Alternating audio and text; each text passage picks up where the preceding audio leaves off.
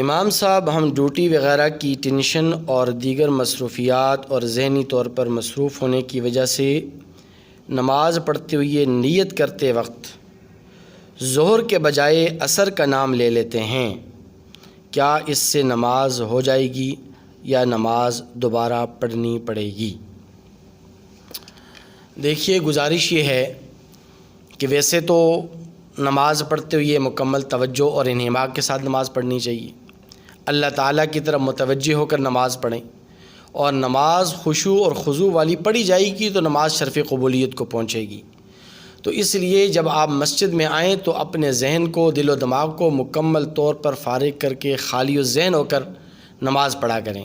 تاکہ نماز آپ کی شرف قبولیت کو پہنچ جائے۔ بہرحال اگر کسی نے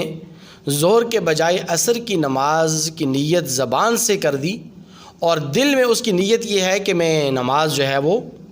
ظہر ہی کی پڑھ رہا ہوں، لیکن ظہر کے بجائے اس کے منہ سے غلطی سے نکل گیا کہ میں عصر کی نماز پڑھ رہا ہوں، تو زبان سے نکلے ہوئے الفاظ کا کوئی اعتبار نہیں ہے،